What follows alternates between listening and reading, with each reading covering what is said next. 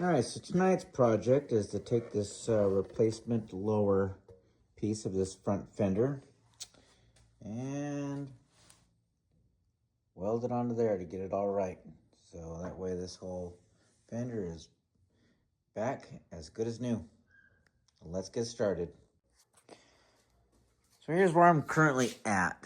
So got this thing pretty much sheet metal screwed, butted up against it, so that way I can do a nice flush cut along here that'll give me a tight seam to weld against. As everyone that I've seen post videos on this says, it's always short here. One guy had to do a cut down this, do a pie cut and bring this out and weld in some TIG rod to like fill that in. It's like, how big of a deal will that be? It's gonna be behind a bumper. This is by no means gonna be a show truck. Do I just kind of trim? No, I can't trim that back because that's all together. So just pretty much clean it up and leave it, or do I try to fix it? I'm gonna think about that. But at the moment, I'm gonna start cutting along through here so that way I have my nice clean cut to weld to butt this thing up against and go from there. But the other thing too is these front of these fenders have like this little crease that comes down that's from the factory.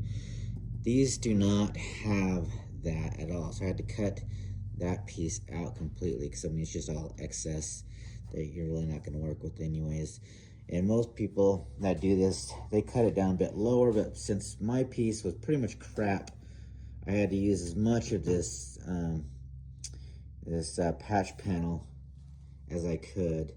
So I got the lines pretty well matched up, and let's do a little bit of hammer and dolly just to get everything all tightened up. But yeah, this crease here just didn't match up quite well. You can see it on this one more right here, and that's just not part of those patch panels at all.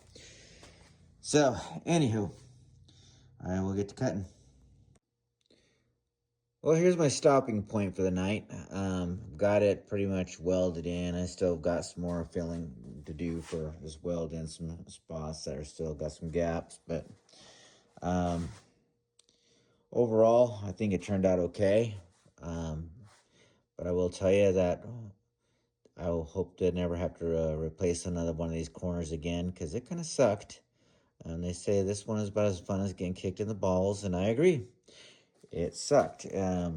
Nothing wanted to line up right. And after I got it all screwed in like I showed you and cut it out, it looked like it wasn't going to fit at all because that back piece was all kind of warped out. So I really had to work some magic to get this thing to fit right. But I think after I do some more grinding on it and then get some filler on there, it'll look pretty good. It's just I can see where people would probably be more motivated to buy a whole new fender than try to replace that bottom corner, because I would rather have did inner and outer rocker panels than this any day. Anyway, I'll keep working on it.